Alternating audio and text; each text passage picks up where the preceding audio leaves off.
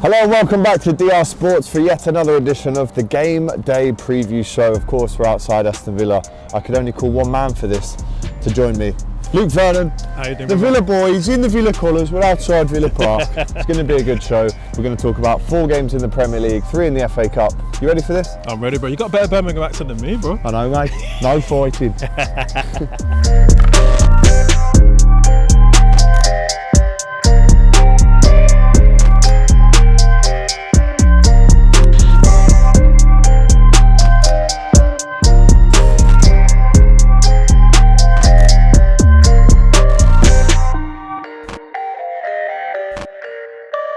Right, a lot of fixtures over the weekend, Premier League and the FA Cup. Let's start off with the Premier League. Wolves versus Leeds in match day 30. Wolves unbeaten in the last 6 against Leeds, but Leeds' last away win against Wolves was in 1973. A long time ago. The Whites are winless in 9 visits, losing each of the last 5 in a row. So if you're looking at stats, if you're a numbers man or girl, then this is definitely not going in Leeds' favour. But Wolves not doing too badly this season. You could maybe see them nicking a win here. Oh yeah, 100. I think Wolves easily win this, and I feel sorry for Leeds at the moment, but it's what it is. New manager, and it don't seem to be fitting for them really. Well, listen, they won it in the last minute in the last game. Gelhardt, 94 minutes, saves Jesse Marsh in his first home game. But Wolves obviously just won away at Everton as well. Connor Cody, ex-Scouser. Well, they never leave being a Scouser, but ex-Liverpool player scoring the winner there. Their confidence is going to be high. Raul Jimenez coming back into form as well. What's the score going to be in this one? I go for 3-0 Wolves. 3-0 Wolves. Luke Vernon coming in strong today with the chest. I always win my bets. I definitely do not gamble responsibly as well, though, by the way. do not listen to what I say. 3-0. That's a massive prediction. I'm gonna go with a score draw 2-2. That's what I'm going to go with in that one. Let's look at Leicester versus Brentford. Leicester have won 4 of the last 5 league games against Brentford, but Brentford have only ever lost 1 of their 10 away league games at Leicester. They've got a great record there. Again, Brentford coming into it. We've seen Ivan Toney hitting form at just the right time. Eriksen's assisting. Leicester as well without Vardy. You see how they struggled against Arsenal. Yep.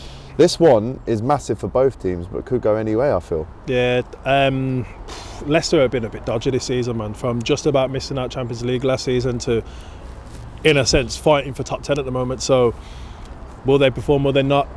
It's hard to decide with Leicester at the moment. Yeah, they've got Daka up front. They've got other options there: Iheanacho, Harvey Barnes, Maddison. Harvey Barnes is having a good season. When he's not been injured, you got Maddison. I really want him to come back into form because when he was on fire, it was like, get him in the England squad. So, we shall see. We shall see if Ivan Toney can keep up his hot record, 5 goals in 2 games. We always knew he would play well in this Premier League season. Started off really well, dipped off a bit. But he's ready to go to Leicester and really show them that he's top level. You know what? I thought it was going to be a big decline in performance after that the news about him putting down Brentford on social media or something like that, and obviously come out and said like, look, I apologise. Turned it around quite well. Yeah, he turned it around. Yeah, and I didn't think he was going to turn it around that quick. The fans don't like that kind of stuff. Yeah, exactly. Anyway. So, but yeah, he's back in form. Great player, strong, got good pace on him as well. So let's see how it finds.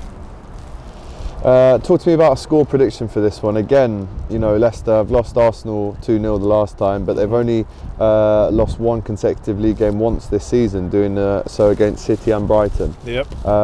So I think this could be a quite even one. If you put Vardy in that team, I think it's a Leicester home win. Yep. But because of their unpredictability this season, again, I'm going to go with the draw. I'm going to go with 1-1 in this one. I'm going to go 2-2.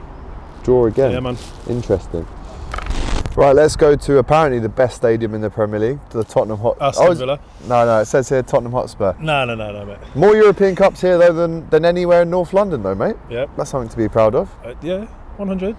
They never put down this club, you know. I'm just making sure. I got 6 of them. Don't worry about that. Okay. You got one. It's nice. No, I'm saying, listen, it's nice to be in the company. Yeah, finally, with someone who's actually won one. Very true. Lovely stuff. But Tottenham play West Ham at the Tottenham Hotspur Stadium. Best stadium, not the best name. Spurs have lost just 2 of the last 19 Premier League home games against West Ham. It's gone very well for them, but West Ham have won the last 2 games against Spurs in the league. Both wins have been at home, so recent history suggests they can beat Spurs, but it also suggests that they have rancid form when they go away. West Ham are a weird team, and like sometimes they look like the best when they're playing, and then sometimes they just take like a step back. So we shall see. But the Conte factor has been huge for Tottenham at the moment, whether they win or lose. So it's a hard one to pick, to be honest. They're kind of both in similar positions. They're not going to get top four, I don't think. They're rank outsiders for that. But European places are still there. I mean, Tottenham, obviously, with the investment and everything, they're going to be looking for Champions League every year. Whether that's realistic or not, it's a different thing. But for West Ham, they're enjoying the ride. Obviously, they've just been to Sevilla away. Can they get something at the weekend and try and... Yeah, they could. I think this game can go either way. It depends what team decides to turn up, isn't it? So if the Tottenham team that played Man City turns up, they win. If it's the other Tottenham team that seems to be losing so many games this season, then we shall see. And you obviously showed me a picture just there of Douglas Luiz's injury. Yes. That was by a West Ham player. What are your thoughts on that one? That, for me, I don't want to just... When I look at these challenges, I try not to think, what my heart's saying. Like, obviously, I'm a Villa fan. I want us to win. But he's gone for the header. He's ready to go for that header, and he's just got a kick in the face, and the lips are absolutely bust up. He had to carry on playing with it. I've seen worse. I've seen more reds given for less. You know what I mean? For me, it's a very high boot. Another example of the poor refereeing standard in this. I hate to drum on about it every week, but it seems like every week we're getting these decisions. And it went to VAR as well, and they've seen it and was like, meh. I think it was just because it wasn't malicious. The fact that he's gone to clear the ball, but Douglas Luiz has got his head in there first, but he has every right to header that ball. Of course. Right, let's talk about the big one that is here. And I have to say, I haven't been here for about 10 years. Last time I was here, I watched us win 2-1. Do you know what? It hasn't changed. You just had to get that dig in it. Yeah, of course. Almost got my head kicked in for celebrating in the whole end. CVG pen. I always remember that 7-2. Yeah. Well, do you? There was no one here to watch it, so I don't think you did. But listen, a huge game. Are you enjoying the fact that Arsenal lost against Liverpool, which might give you a bit of an edge in this one? Yeah, it can work in our favour. Sorry, I don't think Arsenal are a team that... Well, like when Man City lose, you always expect them to come out big the next game. When Arsenal lose, I don't feel that same factor. So, I'm optimistic about this game, to be honest. Aston Villa have won their last 2 home games against Arsenal. They last won more consecutively at home against the Gunners in 1975 to 79. Arsenal have won 12 away games against Aston Villa. Only at West Ham, with 13 wins, have they won more in the competition. So if we're talking about happy hunting grounds, traditionally, this is Arsenal's second favourite place to come in this league. It's a different time though, man. We're a different team now. Arsenal, apart from earlier this season, haven't beaten us since 2019. We was taking 6 points every season. So obviously we did have a woeful game earlier in the season, but I do think Villa can get a result out of this. Yeah, no, it's looking good for Villa all of a sudden. Stevie G's turned it around again, had a bit of a dip after his honeymoon period. Coutinho, I have to talk to you about him. As someone I've watched Coutinho play here before and play an unbelievable pass. And not just that occasion, but we've seen it so many times. Had a bit of a dip in his career. Has come back to Villa. Yep. I mean, this kid in 8 games, he scored 4 goals, 3 assists. He could have had a lot more goals, by the way. In his last game, he had about 5 shots. Yep. Him, Stevie G, there's something building at Villa. 100%. You can almost feel it when you come here. Something's happening here. Yep. I think, like Gerard said, if you can get Coutinho happy, he's one of the best players in the world, and he just looks like he's enjoying his football here. He's coming on the pitch. He looks like a threat anywhere, in any position, whether it's deep in the midfield or he's high up top. So the little shimmies that he's giving everybody falls for them. You know he's going to come on his right, but you can't stop it. So I hope that he has an amazing game against Arsenal as well. Let's get into a quick score prediction for this one. The first kick-off of the weekend. Sorry, there's one on Friday night as well, but in terms of the weekend, it's the big one at Villa Park. 12:30 kick-off on Saturday. I'm going to be there. You're going to be there. I'm going to be here, not there. Don't worry about that. I reckon this one, I'm going to go with the 2-1 Villa win. Oof. Oof. That's what... And not just because you're here, but... The Coutinho factor for me is just something that most teams won't be able to handle. United couldn't handle it here. So I think Arsenal could potentially struggle. Yeah, man. What are you going with? Same again. Same 2-1. again. Forgot to ask you the score prediction actually on West Ham. Tottenham West Ham. I'm going to go with the 2-1 Tottenham win on that one. I'm going to go for 2-0.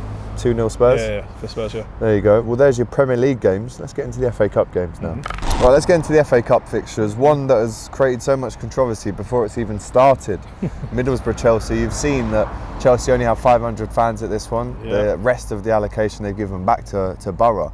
And trust me, they're going to be wanting to make some big noise at this one. I hear ya. It's going to be a hostile atmosphere, that one, because Middlesbrough have had the piss taken out of them, really. 100%.